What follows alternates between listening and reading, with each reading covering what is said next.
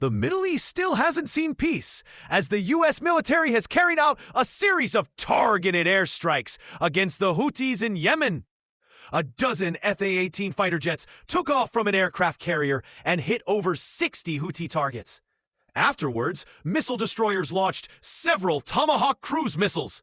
These strikes targeted Houthi command centers, missile launchers, and strategic locations. But will this really make the Red Sea shipping lanes safe again? Since 2023, the Houthis have been launching ballistic missiles at commercial and military ships in the Red Sea, disrupting around 12% of global maritime trade.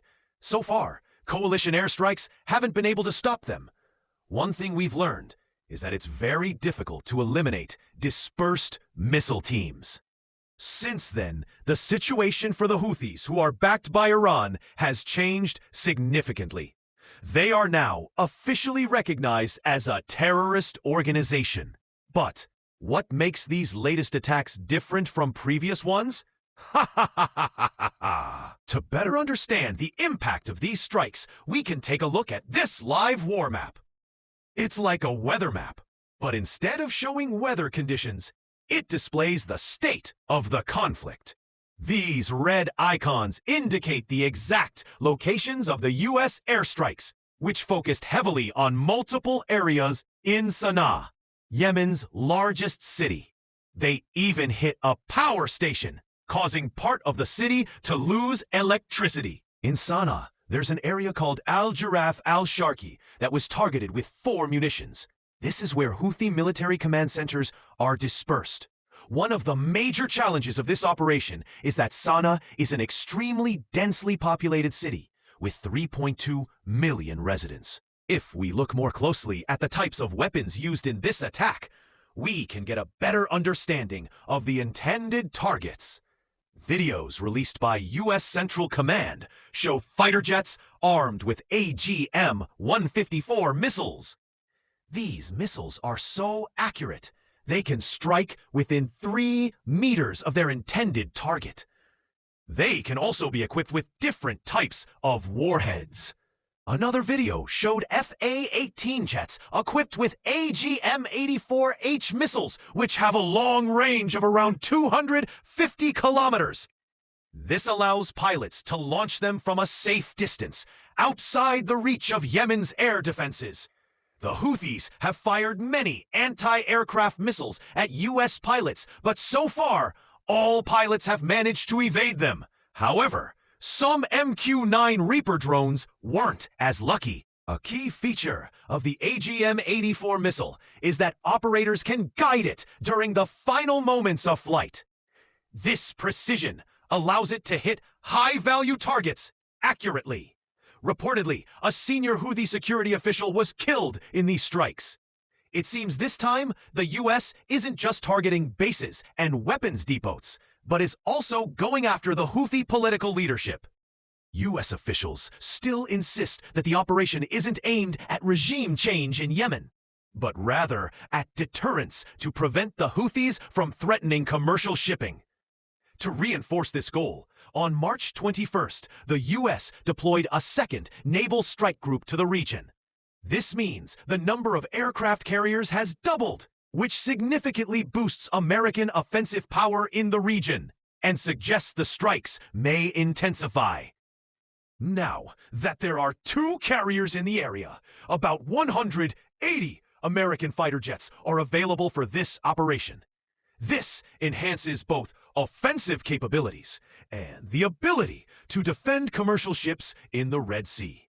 Since the beginning of this conflict, the U.S. has fired 400 munitions, though not all of them were missiles, at the Houthis, with a total value of around $1 billion. Whether this massive expense is a waste of resources or a valuable live-fire training exercise for the military is debatable.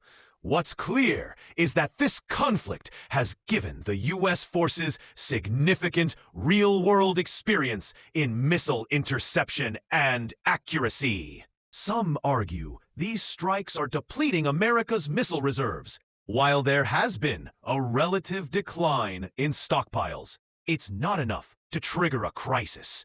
Yet the bigger strategic concern is that these reserves may not be sufficient for a major war against a peer adversary, like China or Russia. For example, the U.S. Navy has fired about 100 Tomahawk missiles in just 1 month, which is roughly the equivalent of its annual usage rate, while the total Navy stockpile is about 9,000 Tomahawks. Firing off hundreds in a short span is still significant. Currently, the U.S. isn't buying new missiles, but is instead focusing on upgrading older models. Muhahaha! From the start of this conflict, there's been debate over whether the Navy should switch to cheaper alternatives instead of expensive missiles. It appears that they've started doing just that. 165-inch rounds have been fired from Arleigh-Burke-class destroyers to take down Houthi drones. These shells likely had special explosive fuses, or were filled with metal pellets, basically acting like a giant shotgun. Firing these cannons is cheaper, but there's a problem.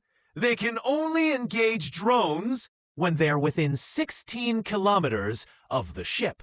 Doing a quick calculation, if a drone is flying at 320 kilometers per hour, it can reach the target in about 3 minutes, so there's not much time to react.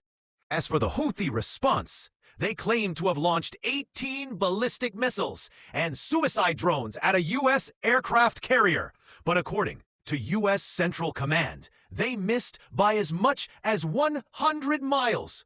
Overall, the Houthis haven't been able to carry out successful strikes, but they are putting a lot of pressure on U.S. sailors, some of whom have reported working 80 to 100 hours a week. This situation has caused the deployment of the USS Truman aircraft carrier to be extended by at least a month. Also, since there aren't enough ships to fully cover Red Sea routes, sometimes military coverage is weakened. Historically, this is the first time that anti-ship ballistic missiles and advanced suicide drones have been launched directly at U.S. warships. This is a valuable experience for the U.S. Navy, now that they have real-world data proving their defense systems actually work.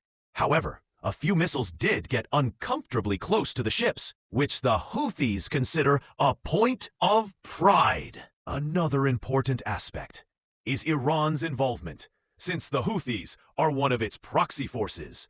This is happening while the U.S. is increasing economic pressure on Iran and has threatened military action if Iran refuses to negotiate its nuclear program. Based on past experience, it's unlikely these airstrikes will fully eliminate the Houthis.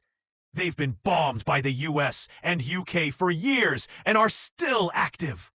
For an air campaign to be truly effective, it typically needs to be accompanied by a large-scale ground operation, like what happened with ISIS. But in Yemen, there's no significant ground force to fight the Houthis. The White House has said it hasn't ruled out the possibility of sending ground troops, but such a decision would be very costly and deeply unpopular. Instead, the U.S. may rely more on special operations for intelligence gathering and more precise targeting. In the end, the Houthis claim their attacks on commercial ships in the Red Sea are in support of Palestinians. So, if the Gaza war ends, these attacks might also stop. Let's hope a diplomatic solution to this crisis is found soon. Thanks so much for staying with us until the end. Be sure to leave your thoughts in the comments, and until the next video, goodbye.